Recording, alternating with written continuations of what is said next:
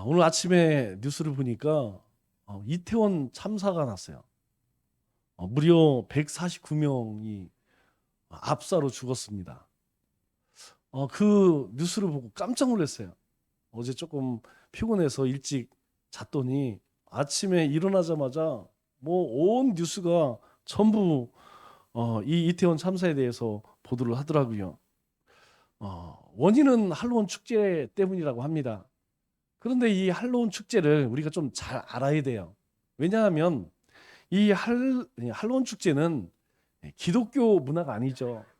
우리가 이 땅에 살아갈 때 항상 기억할 건 뭐냐면 하나님이 기뻐하시지 않는 이방 문화에 우리가 쫓아가게 되면 우리 영적인 삶에서 유익할 것이 하나도 없다는 것이죠. 오히려 우리 영적인 생활에 큰 방해가 됩니다. 우리 세상 사람들의 삶의 방식과 우리의 삶은 전혀 달라요. 그런데 하나님의 사람들이 세상 문화를 쫓아가면 그렇게 좋을 수가 없죠. 이 할로윈 축제는 캐톨릭에서 시작이 된 거예요.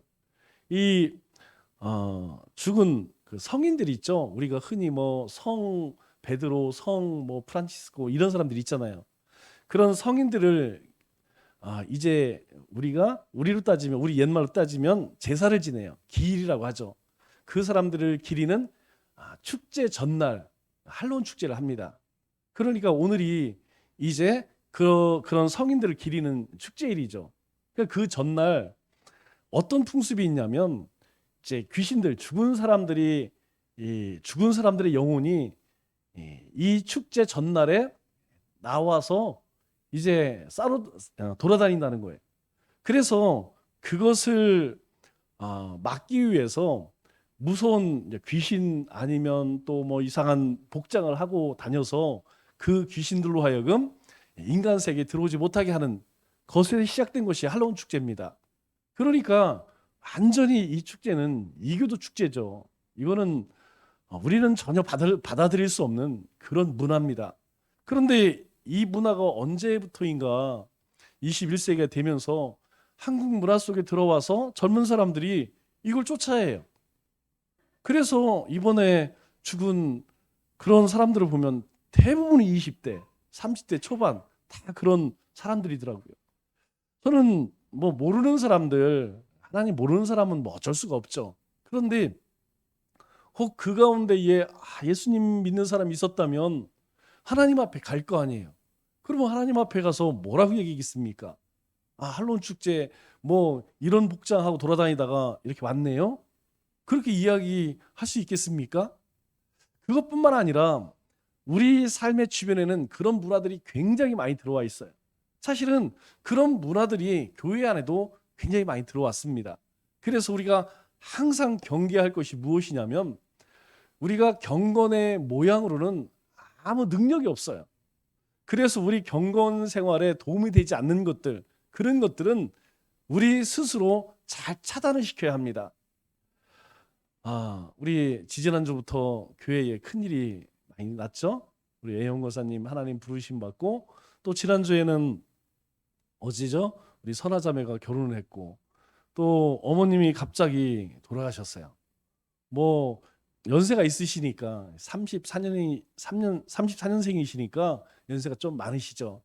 그런데 애영 권사님 병원 간 날 같이 갔습니다. 충대 병원 가셨는데 갑자기 간 쪽에 안 좋으셨는데 부전이 생겨서 결국은 바로 금방 돌아가시게 됐어요. 또 이번 주에는 우리 성희자매 결혼식이 있죠. 저는 막 다른 것보다 그게 걱정이 되더라고요. 큰일 네 개가 있으니까 우리 성도님들이 얼마나 부담스러울까 그런 생각이 많이 들어요. 그러나 그렇습니다. 우리가 슬퍼할 일에는 함께 눈물을 흘려주고 기뻐할 일에는 마음껏 축복해주고 또 우리가 함께 해주는 것이 하나님께서 우리에게 주신 삶의 모습입니다. 비록 큰일이 많아서 조금 힘은 들으셔도 같이 위로해 주시고 또 같이 축복해 주면 참 좋을 것 같아요. 제가 장례를 치르면서 한 가지 많은 생각을 하게 된 게 엄마에 대해서 생각을 해보았어요. 저도 아버지에 대해 이야기는 별로 해본 적이 없습니다. 아빠라고 얘기해 본 적도 없습니다. 아버지지. 그런데 어머니에게는 엄마라고 불렀지 어머니라고 부른 적은 별로 없는 것 같아요. 뭐 이렇게 말씀을 전할 때야 어머니라고 이렇게 얘기할 때는 있어도 엄마 또 형제들이 있을 때 다 엄마라고 부르지 뭐 어머니라고 부르는 사람이 있겠어요? 아주 유교적인 집안, 전통을 따지는 집안에서는 어머니라고 하는 그런 친구도 종종 있더라고요. 그러나 대부분은 뭐 나이를 먹든 아니면 나이를 먹지 않든 대부분 엄마한테는 엄마라고 불러요. 그러면 이 엄마의 어원은 도대체 어디서 시작됐는가? 이게 굉장히 궁금하더라고요. 아니, 엄마는 도대체 어디에서 온 말인가? 이게 아무리 찾아봐도 그 근거가 뚜렷하지 않아요. 그래서 제가 뭐 많은 설 가운데에서 그나마 제가 제일 마음에 드는 그런 내용을 보니까 사람에게는 이빨이 있죠. 이 앞니 그리고 어금니 그리고 송곳니가 있습니다. 우리가 송곳니를 다른 말로 엄니라고 불러요. 엄니. 그리고 그 안쪽에 씹는 역할을 하는 이를 어금니라고 이야기합니다. 그래서 모든 육식동물, 우리 뭐 사자나 호랑이뿐만 아니라 모든 육식동물은 자기를 방어하는 동시에 먹이 사냥의 중요한 무기가 무엇이냐? 이 송곳니라는 것이죠. 엄니. 이 송곳니가 사자나 호랑이 뭐 이런 맹수들 뭐 사슴 목을 딱 물으면 송곳니가 그 동맥을 콱 물게 되죠. 꼼짝을 못 합니다. 그러면 벗어날 수가 없어요. 그래서 결국 그렇게 잡아먹게 되죠. 그래서 이 어머니라고 하는 엄마는 송곳니 같은 보호자로서의 역할을 하는 의미에서 엄니가 되지 않았냐 이런 설이 있어요. 그런데 저는 이 말이 참 좋은 것 같아요. 엄마들은 아버지는 좀 그렇지 않습니다. 아버지는 좀 달라요. 뭐 사람마다 좀 다르기는 하겠지만 어머니의 사랑이나 어머니의 보호하심과 비교할 수 없습니다. 왜냐하면 아이들이 다 엄마 찾아가지 아빠 찾아오는 사람 별로 없습니다.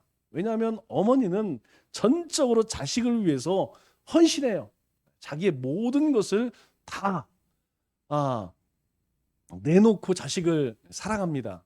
그런 존재입니다. 그래서 우리가 엄니, 어금니, 어미 이런 말을 쓸 때에 엄자가 무슨 의미를 가지고 있냐면 가장 중요한, 가장 힘 있는 이런 뜻이래요.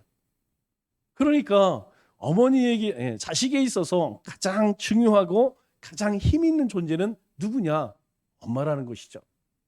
그래서 오랫동안 우리가 부모님이 돌아가시고 나서도 아버지에 대해서는 생각을 안 해도 어머니에 대해서는 생각을 많이 하게 되고 제가 아버지 돌아가셨을 때는 뭐 돌아가셨나 보다 그렇게 생각했는데 어머니 돌아가시니까 눈물이 저절로 나더라고요. 그냥 어머니, 엄마 부르기만 해도 눈물이 나더라고요. 부모님이 살아계신 분들은 돌아가시고 나서 무슨 소용이 있어요? 제 동생이 이제 교회 신앙생활을 잘 안 해요. 그러다 보니까 이제 많이 뭘 따지냐면 이제 그 있잖아요. 이제 이게 화장을 하고 나면 담는 봉화람 뭐 그걸 뭘로 할까? 뭐 20만 원짜리 할까? 30만 원짜리 할까? 뭐가 중요하겠습니까? 저희들은 그런 거 중요하지 않지 않습니까? 그런데 평상시 못한 사람들은 그런 게 중요한 거예요. 꽃을 뭐 3단짜리 할 거냐, 4단짜리 할 거냐. 그런 거 생각하지 마시고 부모님 살아계신 분들은 살아생전 한 번 더 찾아뵙고 전화 한 번 드리고 맛있는 거 사드리는 것이 훨씬 더 잘하는 거예요. 우리가 이 땅에 살아가면서 하나님께서 우리의 아버지가 되어주셨죠. 우리가 살아가면서 다 하는 얘기가 무엇이냐면 우리는 하나님의 일, 하나님의 나라의 일을 하게 됩니다. 그래서 모든 그리스도인들은 하나같이 하나님의 일을 한다. 나는 하나님 나라의 일을 한다. 그렇게 자처하며 살아가게 되죠. 그런데 정말 그럴까요? 여러분들이 손을 한번 이렇게 얹으시고 나는 정말 하나님의 일을 하고 있는가? 이렇게 생각을 해보면 우리가 하고 있는 그 하나님의 일이 진짜 하나님의 일인지 아닌지 알 수 있는 방법이 있어요. 그게 무엇이냐면 지금 내가 주님을 위해서 하는 일, 주님의 몸된 교회를 위해서 하는 일 가운데에서 조금이라도 우리의 마음속에, 우리 입술 가운데에 투덜거리거나 다툼을 하거나 불평을 하면서 한다면 그것은 하나님의 일이 아닐 가능성이 많다는 거예요. 왜냐하면 하나님의 일은 하나님이 주시는 힘으로 하는 것입니다. 즉 우리 안에 있는 하나님의 영이 우리 안에서 동력이 돼서 그 힘으로 하기 때문에 그렇게 힘이 들지 않아요. 그래서 성령님에게 감동되어서 하는 일은 그렇게 어렵지가 않습니다. 오히려 하면 할수록 기쁘죠. 우리가 예배를 드릴 때도 마찬가지예요. 부모님에 의해서 야 빨리 교회 가, 그렇게 해서 교회 오면요 시작할 때부터 이제 딴짓하죠. 그리고 머릿속에 온갖 잡다한 생각하죠. 그러나 내가 정말 예배드리고 싶어서 성령에 감화되어서 예배드리면 그 예배는요 정말 감격스러워요. 뭐 예배 형식이 어떻고 말씀이 어떻든 간에 그 자리에, 예배의 자리에 와서 하나님을 찬송하고 예배한다는 그 자체가 감격입니다.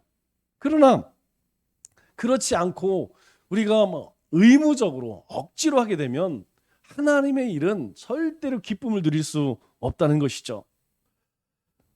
자기 힘으로 하려고 하면 하나님의 일은 힘이 들어서 못합니다. 그럼에도 불구하고 해요. 왜 할까요? 아마 10중 8구는 자기 만족 때문에 하는 경우가 많습니다. 하지 않으면 왠지 찝찝해, 뭔가 빠진 것 같고 뭔가 벌 받을 것 같고 뭔가 이상해. 그래서 억지로지만 하게 된다는 것이죠. 그러나 그러한 하나님의 일은, 하나님의 영광이 나타나기 어렵습니다.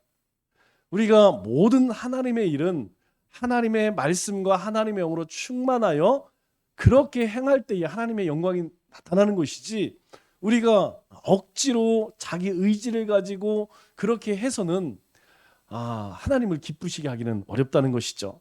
느헤미야가 이제 이스라엘 백성들을 이끌고 3차 귀환을 하지 않습니까? 이 느헤미야가 돌아와서 개혁한 그 개혁의 핵심은 무엇이냐면, 이스라엘 백성들 한 사람 한 사람 그들이 거룩한 삶을 실천함으로써 이스라엘 공동체가 회복되는 거였어요.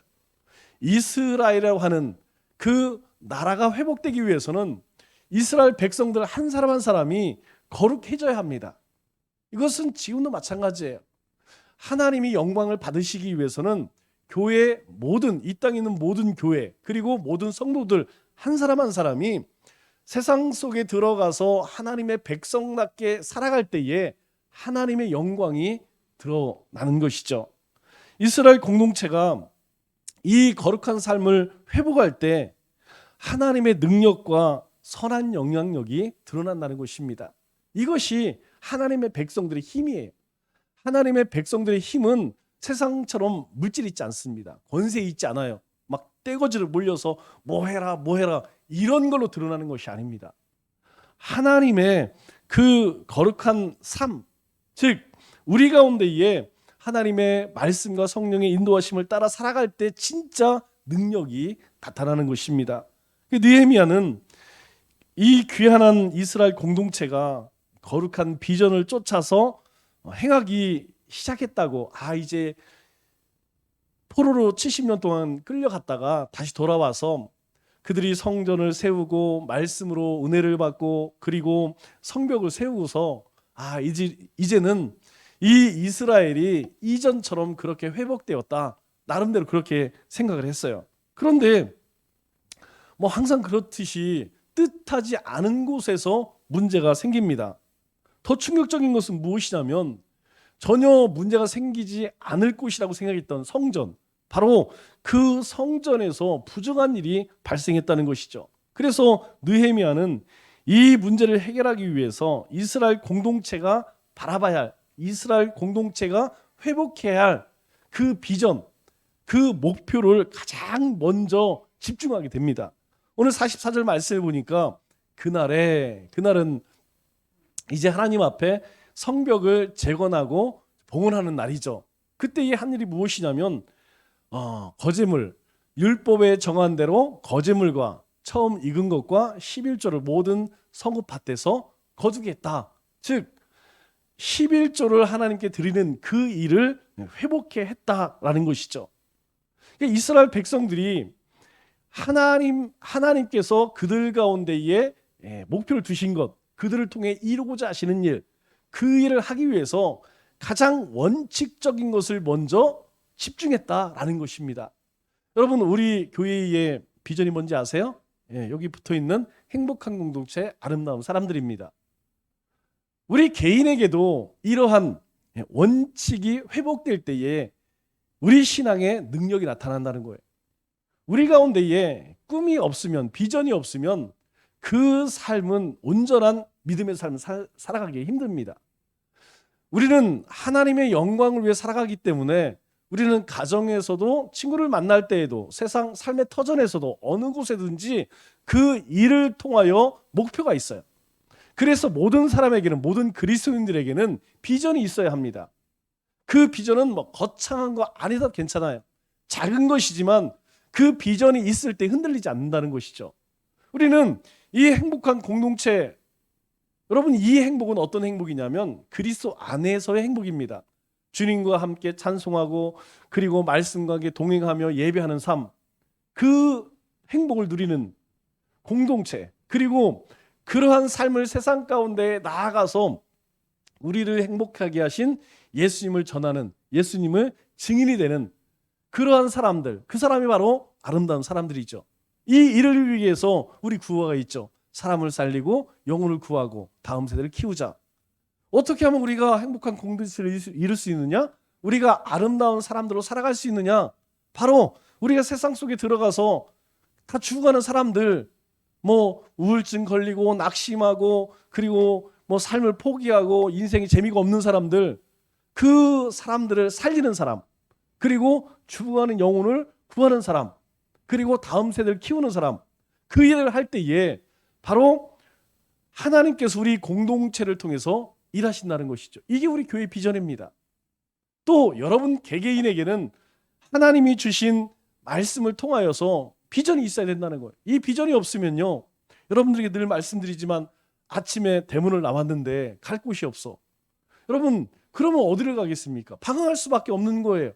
그러나 대문을 나설 때 내가 오늘은 이곳을 다녀오고 누구누구를 만나야겠다, 이게 분명하면요, 그날 하루는 바쁘게 생활할 수밖에 없어요.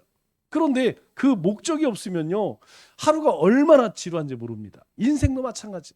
우리 인생도 이 하나님이 주신 비전이 없으면요, 하루하루 또 우리가 하는 일이 얼마나 지겹고 정말 힘이 들어서 할 수가 없죠. 그러나 비전이 분명하면요, 우리가 하는 일이 재미가 있습니다. 왜? 이 일을 통해서 내가 목표한 일이 있기 때문에, 내가 생각하고 있는 그 비전에 한 발자국 더 다가가기 때문에 힘이 들지 않는다는 것이죠. 그날은 이스라엘 백성들이 이제 정말 잘 친 날이죠. 그들이 그렇게 소망했던 성전이 세워지고 성벽이 세워져서 하나님께 봉헌식을 하는 날을 의미합니다.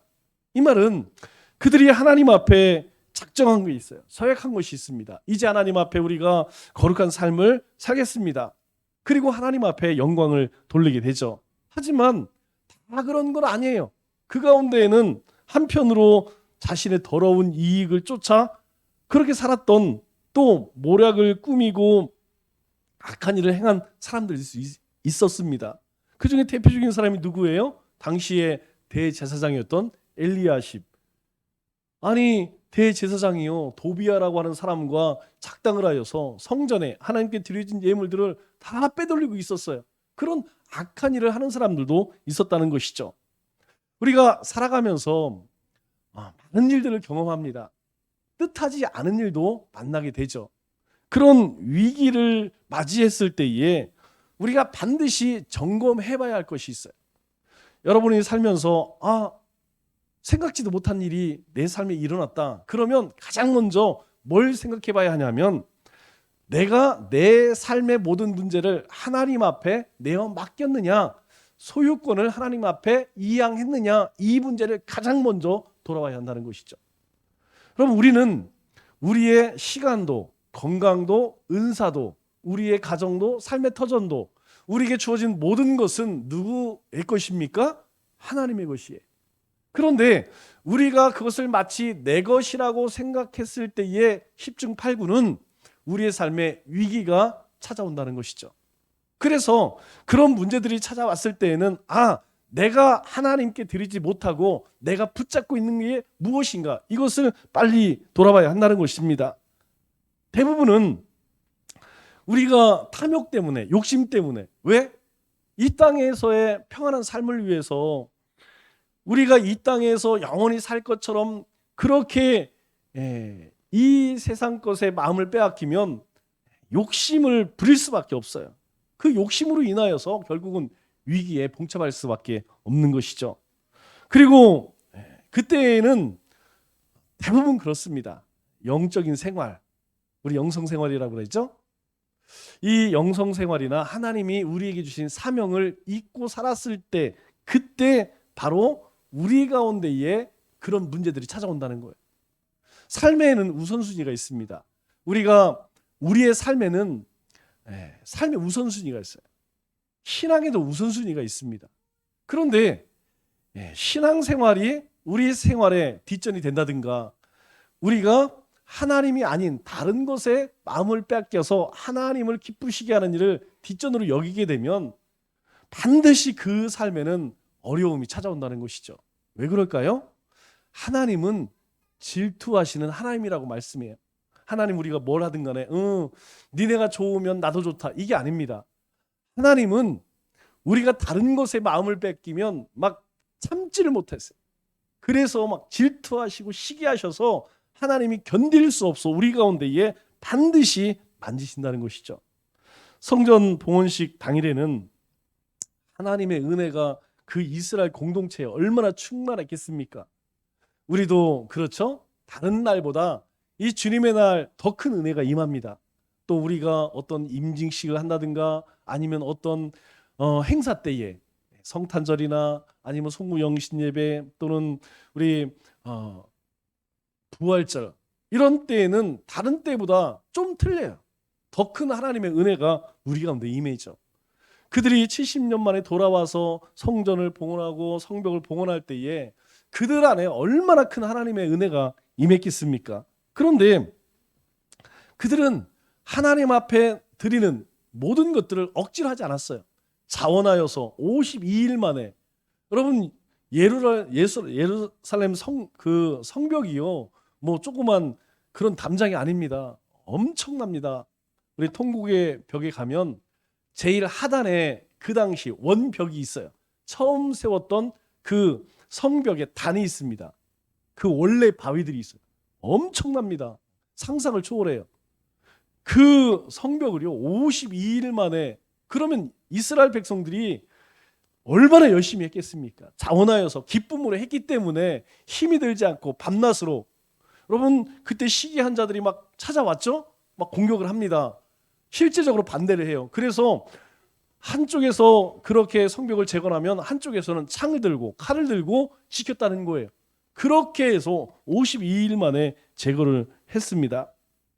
그런데 그들이 하나님이 주시는 그 거룩한 삶을 살아가기 위해서는 원칙이 무너져서는 어렵습니다. 우리 신앙생활도 마찬가지예요. 우리가 하나님 앞에 하나님이 우리에게 주신 말씀들이 있습니다. 그 말씀이 내 삶의 기둥이 될 때, 원칙이 될 때 흔들리지 않아요. 나는 무슨 일이 있어도 나는 예배 생활, 기도 생활, 적어도 이 생활을 하겠다.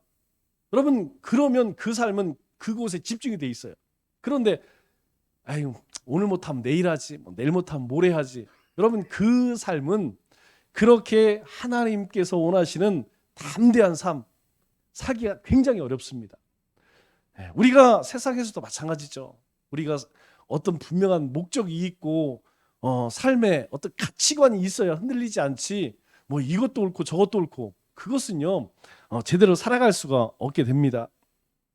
그래서 이스라엘 백성들로 하여금 자원하여서 하나님의 성전과 성벽을 재건케 하였고, 또 하나님 그거 할 때에 뭐 노동력뿐만 아니라 얼마나 많은 비용이 들어가겠습니까? 그 비용도 이스라엘 백성들이 자원하여서 하나님 앞에 드렸어요. 또 곡간을 도둑질하는 이 도비아 일당들이 있었지만 이 느헤미야는 이스라엘 공동체가 나가야 할 방향을 확고하게 제시를 합니다. 그게 뭐냐면 45절 46절 말씀을 보면 이런 말씀을 해요. 그들은 하나님을 섬기는 일과 결례의 일을 힘썼으며 노래하는 자들과 문지기들도 그러하였다, 이렇게 이야기합니다. 그러면 그들이 누구를 이야기할까요? 성전을 섬기는 사람들이죠. 그 성전을 섬기는 사람들이 이전에 어떤 일이 있었습니까? 이스라엘 백성들이 온전히 하나님 앞에 제사를 안 드리니까, 또 의당해야 할 11조를 드리지 않으니까 다 떠나서 하나님의 곳간이 다 비고 예배 드리는 사람이 없어요. 그래서 결국 그들 가운데 찾아온 게 뭡니까? 엄청난 나라를 잃게 되는 그런 위기를 맞게 되었죠. 그래서 그것을 회복하게 하고 하나님이 말씀하신 그 원칙을 지키게 하고, 그러니까 어떤 일이 생기냐면 하나님을 섬기는 일, 결례는 정결 의식을 이야기합니다. 그 일들을 이스라엘 가운데 회복하게 됐다는 거예요. 그리고 노래하는 자가 문지기들. 이전에 46절에는 다윗 때의 아삽의 때에는 노래하는 자의 지도자, 지금으로 이야기하면 우리 성가 지휘자를 얘기하는 거죠. 아주 음악성이 풍부하여서 그 성전의 노래를 부르고 그러한 사람들, 성전을 섬기는 사람들에게 가르쳤다는 겁니다.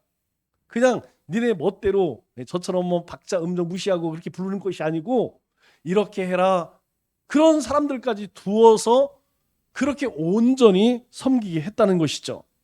그 일을 위해서 44절 말씀을 보니까 뭘 했다는 거예요? 11조 생활을 회복했다는 것이죠.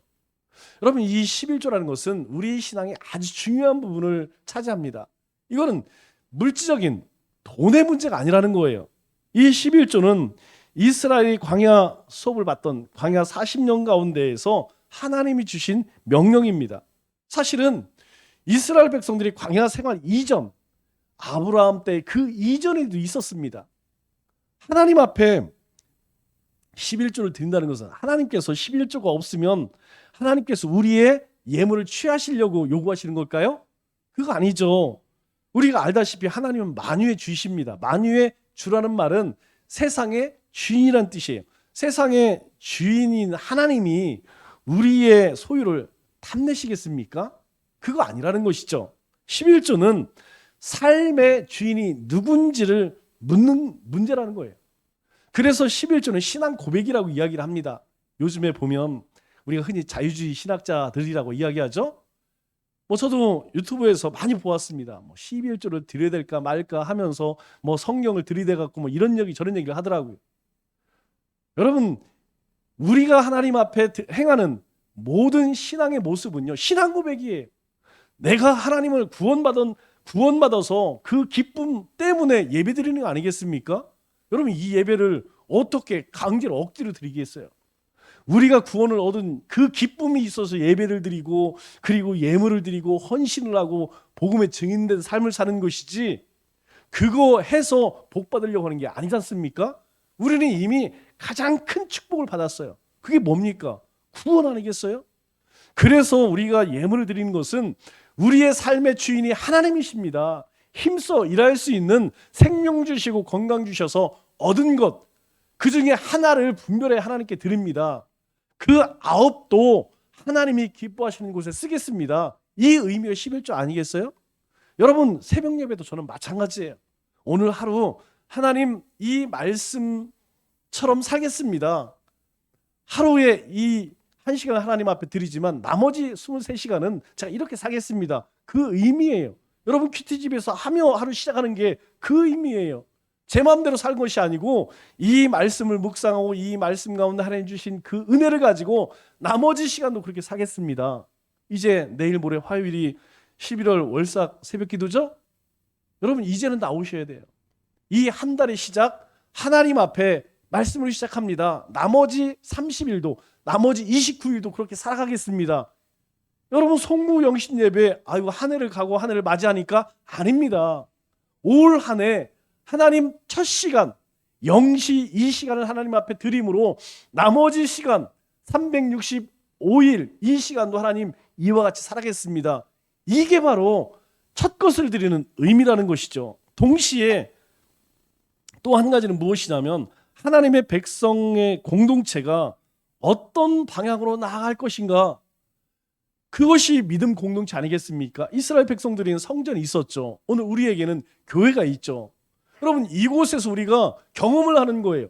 예배 경험을 통해 하나님의 임재를 경험하고 삶 속에 들어가서 일상 속에 하나님을 경험하는 것. 이곳에서 교제를 통하여서 내가 세상 사람들과 어떻게 교제를 나누겠구나. 이곳에 기도하며 하나님께 받은 그 응답을 붙들고 세상 속에서 우리가 꿈을, 하나님이 주신 비전을 쫓아 살아가는 겁니다. 이스라엘 성경도 마찬가지예요. 왜 하나님께서 그들에게 오제사 7절기를 주었습니까? 하나님 가난해서? 아니에요. 이스라엘 백성들은 예배 공동체이기 때문에 그들이 성전을 통해 하나님을 경험하라는 것이죠. 그러면 그 성전을 섬기는 사람들이 있겠죠. 그래서 레위 사람들에게는 기업으로 이스라엘 백성들이 드리는 제문의 일부분과 11조를 주었다는 것이죠. 이 11조를 모아서 그 성전을 섬기는 사람들 그 생계를 책임질 수 있도록 골고루 분배를 했습니다. 구약에는 11조를 드리는 세 가지 목적에 대해서 말씀해요. 첫째가 무엇이냐면 레위 사람들을 위해 드리는 11조입니다. 또 하나는 이제 이 예루살렘에서 열리는 여러 절기들이 있지 않습니까? 그것을 위해서 이스라엘 백성들이 드려요. 우리도 행사 예치금이라는 걸 이렇게 모아놓지 않습니까? 한 달에 10만 원인가 20만 원 이렇게 모아놔요. 지금 꽤 많이 모아놨더라고요. 거의 천 얼마 되는데 1,000만 원은 떼서 우리 건축용으로 쓰기로 했고 뒤에 있는 몇백만 원 모여 있어요. 이거 왜 모아놓냐면 우리가 어떤 행사를 하잖아요. 큰 행사를 할 때 갑자기 뭐 하고 싶어도 돈이 있어야지. 그래서 준비해 놓은 겁니다. 11조 의미 가운데 하나가 그거예요. 이스라엘에 큰 잔치가 있으면 많은 비용이 들어가니까 백성들이 드리는 그 11조 가운데 떼어서 예배해 놓습니다. 또 한 가지가 무엇이냐면 바로 과부, 고아, 나그네, 어려운 사람들이죠. 이 사람들을 위해서 3년에 한 번씩 11조 가운데 11조를 떼서 모아 놓습니다. 그리고 그것으로 섬기게 하는 것이죠. 특별히 오늘 본문에 뭐라고 이야기하냐면 이 11조는 이 이스라엘 백성들 가운데 어려운 사람들, 이스라엘 가운데 어려움을 당한 사람들, 그들에게 실질적인 도움을 주기 위함이라는 것이죠. 그것이 이스라엘 백성들이 헌신한, 하나님께서 사실 그들에게 원칙으로 주셨던 것이지만 그들이 지키지 않았죠. 우리 신명기 14장 28절 말씀을 보면 하나님께서, 신명기가 뭐예요? 이스라엘 백성들이 가나안 땅에 들어가기 전에 다시 하나님 앞에 다짐했던, 하나님의 명령하신 말씀을 선포하고 우리가 그 말씀을 지키겠습니다. 그 신명기에 매 3년 끝에 그의 소산의 10분의 1을 다 내어 그 성읍에 저축하여 너희 중에 분깃 이것들을 고아와 과부들이 와서 먹고 배부르게 하라. 그러면 내가 너희에게 복을 주리라. 여러분, 하나님께서는 우리가 성전을 섬기는 사람을 위해서, 절기를 위해서, 어려운 사람을 위해서 헌신한 그 11조를 누릴 때 우리를 가난하게 하겠다 이렇게 하지 않으세요. 하나님께서 네 삶 가운데 복을 주겠다, 그렇게 하나님께서 약속을 해주십니다. 이건 하나님의 약속이에요. 하나님께서 하나님의 백성들에게 순종할 때에 주시겠다고 하는 축복입니다. 그런데 이스라엘 백성들은 그동안 그것을 까맣게 하지 않았어요. 그래서 성전이 무너지니까 이스라엘 백성들이 어떻게 합니까? 타락하기 시작하죠. 우상을 섬기고 헛된 것을 쫓아가면서 하나님 성전을 등한시하면서 그들에게 찾아온 게 뭐냐면 결국은 파멸이에요. 쫄딱 망하게 됩니다. 이스라엘 백성들이 완전히 그렇게 초토화가 되는 것이죠. 그래서 모두가 다 바벨론으로 끌려가지 않습니까? 그런데 사실 예수님께서도 이 땅에 오셔서 하신 일이 무엇이냐면 그 일들이에요. 예수님 오셔서 복음 전하셨죠? 가르쳤었어요. 이 성전을 통하여서 하나님의 뜻이 무엇인지 이스라엘 백성들에게 가르쳤습니다. 예수님께서 오셔서 또 많은 병든 자들 고치셨죠? 또 가난한 자들, 그리고 어려운 사람들, 예수님께서요 그들을 위해서 사셨어요. 그래서 우리가 흔히 예수님의 3대 사역이라고 하지 않습니까? 하나님께서 정하신 그 일들, 그 원칙이라고 하는 것은 다른 것이 아니에요. 결국 따져보면 하나님이 우리에게 무엇을 말씀하시는지, 그리고 우리가 이 땅 가운데에서 베풀고 나누는 삶, 그것을 위해서 너희가 원칙을 지켜라, 말씀에 순종하는 삶을 살아라, 그렇게 하는 것이죠. 그래서 우리의 삶에는 이 긍휼 사역, 이것이 굉장히 중요합니다.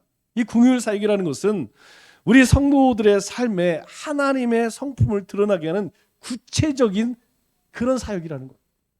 우리가 세상 사람들 앞에 베풀고 나눌 때에 여러분 그 속에 뭐가 나타나요? 하나님 사랑 나타납니다.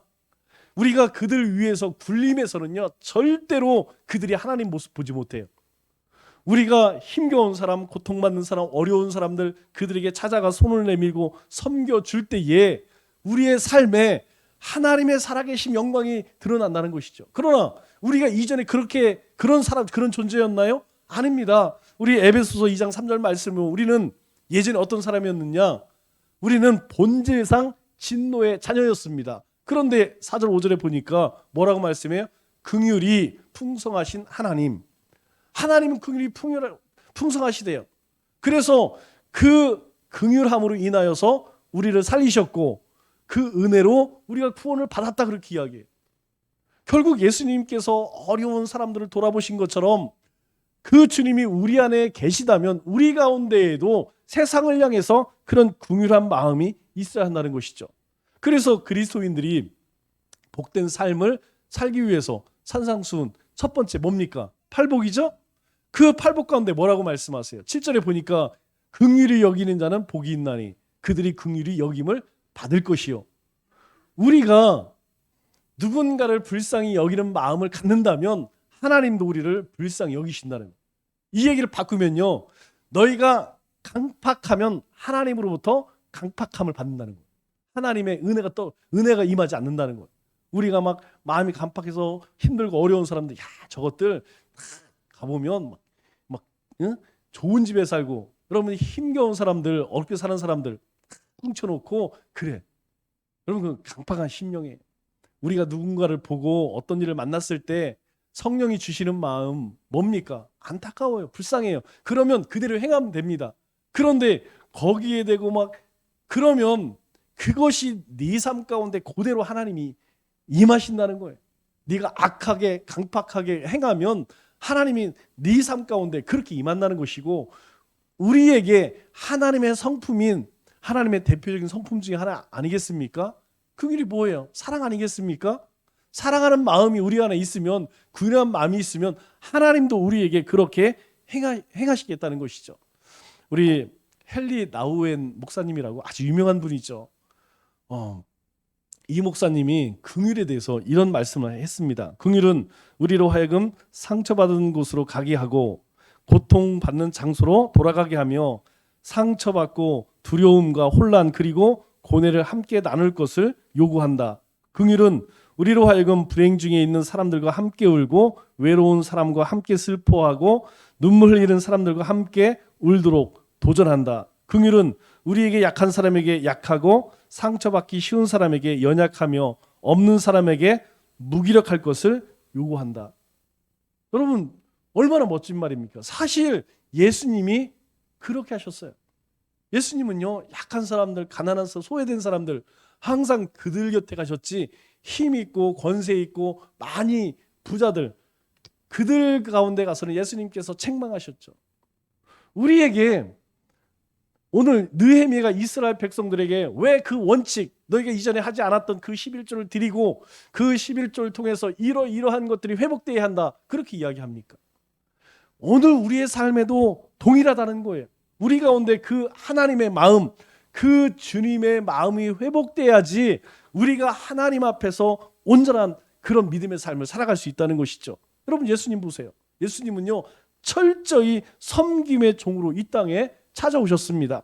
그래서 예수님은 약한 사람에게는 약하고 또 상처받기 쉬운 사람에게는 연약하게 보이셨고 없는 사람에게는 항상 여러분 그들 편에 서주셨습니다. 그것이 긍휼의 시작이고 긍휼의 능력이라는 거예요. 그럴 때에 여러분 그 삶 속에서, 예수님 삶 속에서 어떤 일들이 일어났습니까? 그렇게 긍휼한 마음을 가지시니까 오병이어 칠병이어 그리고 치유와 병자의 회복. 여러분, 그러한 놀라운 하나님의 역사가 일어났다는 거예요. 우리 가운데에 이 시대에 회복해야 할 것이 무엇입니까? 저는 이 긍휼함이라는 거예요. 이 느헤미야가 돌아와서 사람들이 열심히 일도 하고 뭐 해갖고 성전도, 그런데 가장 중요한 것, 그 주님의 마음을 갖는 것, 그것을 이 봉헌식 할 그날에 온 백성들에게 이제 우리가 그렇게 하자. 이것이 회복돼야만 우리 이스라엘 공동체가 진정 회복되어진다. 여러분, 우리의 삶도 마찬가지입니다. 주님의 마음을 품지 않고는, 우리가 주님을 닮아가지 않고는 우리의 삶이 결코 하나님이 원하시는 그런 삶을 살아가기 어렵다는 것이죠. 말씀을 맺겠습니다. 하나님의 사람은 자신의 꿈을 쫓는 사람이 아닙니다. 우리는, 하나님의 사람은 하나님의 비전을 바라보는 사람이, 하나님의 꿈은 하나님의 나라가 이 땅에 임하는 것입니다. 이것을 위해서 우리를 부르시고 또 우리에게 귀한 사명을 주셨어요. 우리 이 한 주 살아갈 때에 느헤미야를 통해서 이스라엘 가운데 하나님의 긍휼하심이 회복된 것처럼 우리의 삶에도 주님의 마음을 품고 세상을 향해 그리스도의 사랑을 전하는 우리 모든 믿음의 권속들 다 되시기를 주님의 이름으로 축원합니다.